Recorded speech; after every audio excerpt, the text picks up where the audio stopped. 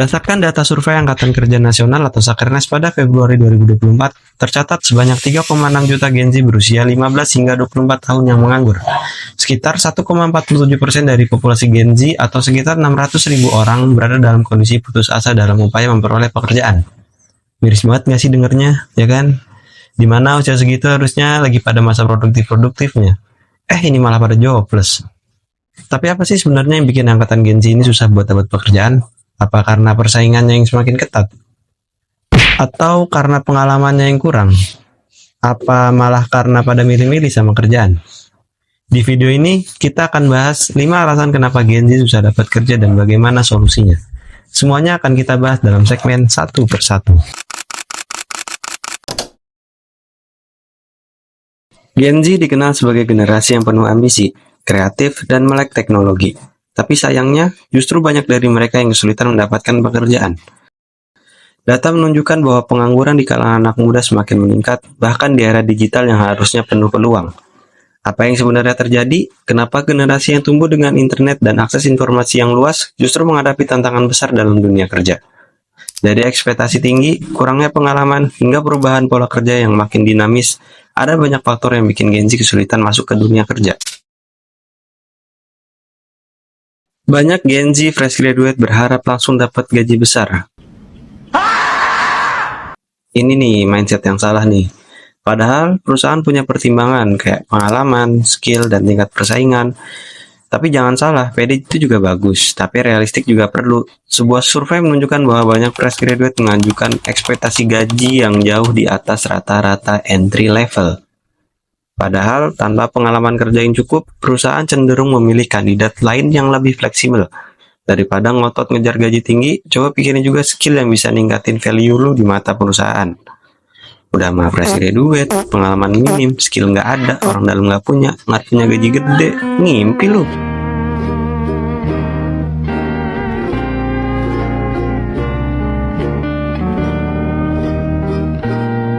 Tapi nggak apa-apa kalau sekarang masih mimpi. Sembari menunggu biar mimpi lo bisa terwujud, lo bisa mulai dengan fokus pada pengembangan keterampilan dan pengalaman kerja untuk meningkatkan daya tawar lo. Lo juga bisa mulai melakukan riset gaji di bidang yang lo incar. Pakai situs kayak Glassdoor atau LinkedIn untuk mengetahui standar gaji di bidang yang lo tuju dan di status lo saat ini. Lebih ke biar lo pada nggak ngasal sih waktu ditanya soal salari sama HRD lo nanti.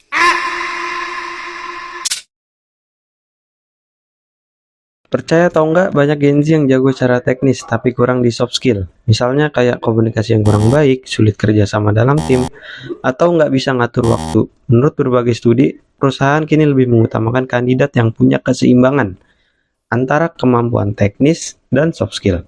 Bahkan, dalam banyak kasus, seseorang dengan soft skill yang baik bisa lebih cepat naik jabatan dibanding mereka yang hanya mengandalkan kemampuan teknis. Jadi ini penting banget buat lu untuk melatih komunikasi, problem solving, dan cara bekerja dalam tim. Nah, buat ngatasin masalah itu, lu bisa mulai mengasah soft skill dengan mengikuti pelatihan komunikasi, leadership, atau time management. Lo juga bisa ikut serta dalam kegiatan organisasi, kegiatan sosial, atau proyek kelompok yang dapat membantu meningkatkan kemampuan ini secara langsung. Dengan ikut kegiatan tersebut juga bakal mengurangi keterbatasan lo dalam hal soft skill.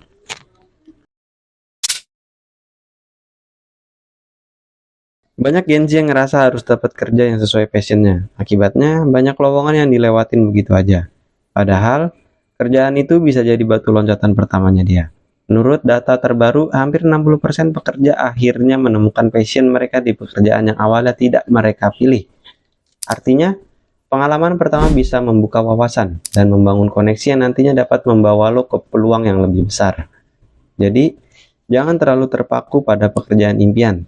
Tapi fokuslah pada bagaimana pekerjaan pertama bisa membawa lu lebih dekat ke tujuan lu. Nah, alih-alih menunggu pekerjaan yang sempurna, coba deh buat ngambil pekerjaan yang bisa ngasih lu pengalaman dan keterampilan berharga. Fokus pada bagaimana peran tersebut dapat menjadi batu loncatan menuju posisi yang lebih ideal di masa depan.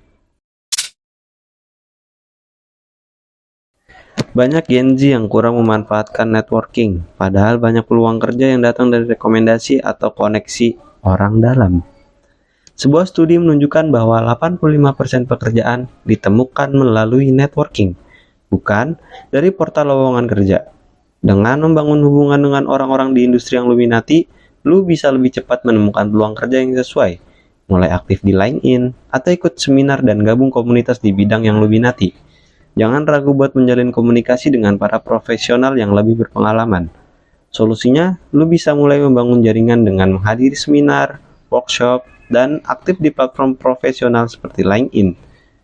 Jangan ragu untuk terhubung dengan para profesional di industri yang lu minatin, dan mintalah saran untuk wawasan tentang dunia kerja. Itu tadi 5 alasan kenapa Gen Z susah dapat kerja.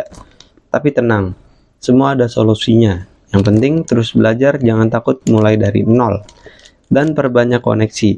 Ingat, perjalanan karir bukan tentang siapa yang tercepat, tapi siapa yang bisa terus bertahan dan berkembang. Jangan pernah menyerah hanya karena beberapa kali ditolak, karena setiap langkah kecil tetap membawa lo lebih dekat ke tujuan lo.